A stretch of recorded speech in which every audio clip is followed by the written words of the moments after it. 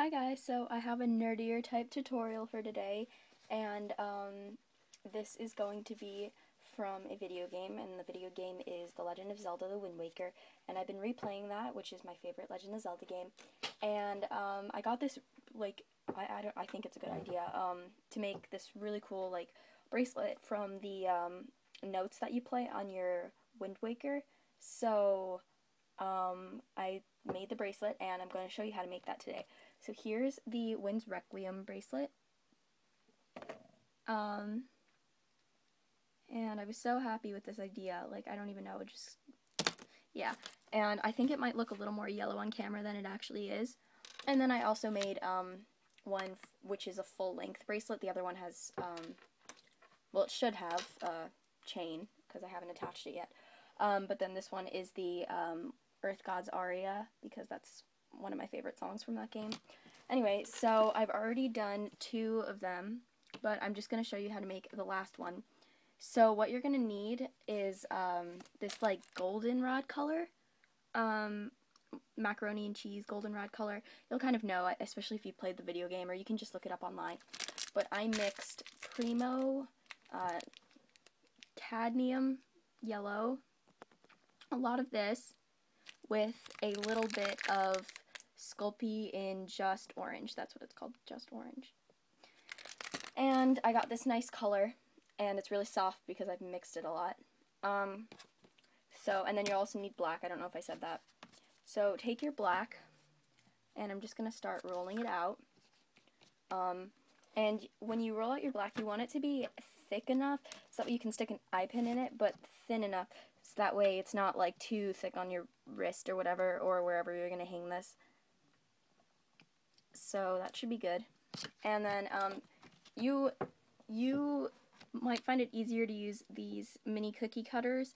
I got mine from that Primo brand. But if not, then you can just cut it into a square shape. I just find this much easier. And once you're done cutting it out, take it out of the, I'm taking it out with just an X-Acto knife, not actually using the punch part, but yeah. And do that with all 3, or however many you're going to use. And then take your yellow, and you're going to want to roll this out really, really thin. So roll it out very, very thin. And if there's a little dust in it, then try to get it out, or just flip it to the other side or something, I don't know. But if you're giving this to someone, they probably won't care unless they're a crafter and they're all OCD about it. So I like to roll this really thin. Oh no, I just ripped some of it. I need a new roller. I'm gonna get one soon. And I'm only going to show you how to make one link, by the way, one of the notes, just because you can figure out how to do the rest of them. Also, by the way, this is a diamond shape, so make sure when you attach this, you attach it to the corners, not the middle and side. Okay, so now take your cookie cutter again, I don't know why I put it back, and cut out as many as you need. I'm just going to do 1, because again, I'm only doing 1 for this tutorial. And then you're going to cut that in half with your X-Acto knife. Peel it off, and then cut it in half. If that's the note. If it's the full note, then just place it on top of the black, but the Wind's Requiem doesn't have 2 notes. So if you can see, I hope, I'm just cutting this in half, and you want to do it diagonally, so it looks like a little piece of cheese, you know, like for clay or something. And you can take that off the knife, which is what I prefer to do, so I have more control. And then you're going to stick it on your little piece. So I'm just taking it and sticking it diagonally onto one of the corners. And if one of the corners has a flaw in it, then you might want to cover that corner, or one of the sides, and you might want to cover that corner. And then you'll have a nice sharp edge, and if it's messed up, then you can just take a toothpick and kind of roll over it. Here, let me show you. Take the toothpick and then push it back, but I'm not going to do that just because mine looks fine. And then you might want to flatten it a tiny bit, just in case. Then you have half of your piece, and it goes that way, or if it's the left, or if it's the right, you know. Okay, now you're going to need a really, really small piece of black. Depending on the size of the bracelet, you might need more or less, but that's a really small piece. It might even be too much, actually. Yeah, it's too much.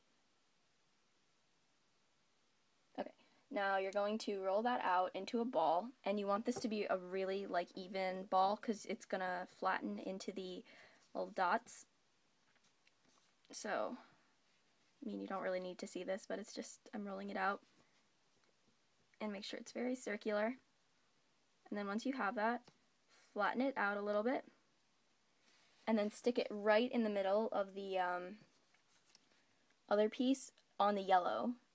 So I'll show you some examples.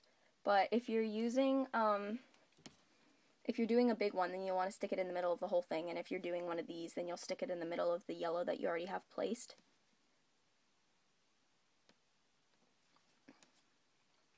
So here's what this looks like. This is going to be the up piece.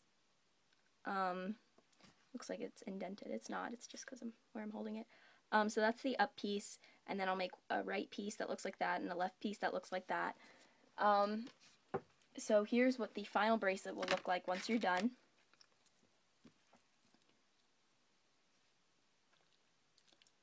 Now, one thing to remember is if you're making left and right pieces, it doesn't matter what side you stick it on, because you can just flip it. And it's the same with up and down pieces, but for reference, the up and down pieces need to be stuck on either side. I'm going to focus the camera. That did not help.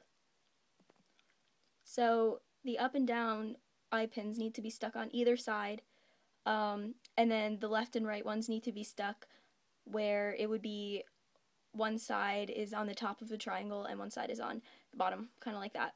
You'll kind of figure it out, but yeah. So I hope you like this kind of nerdy-ish tutorial, and thanks for watching. Bye.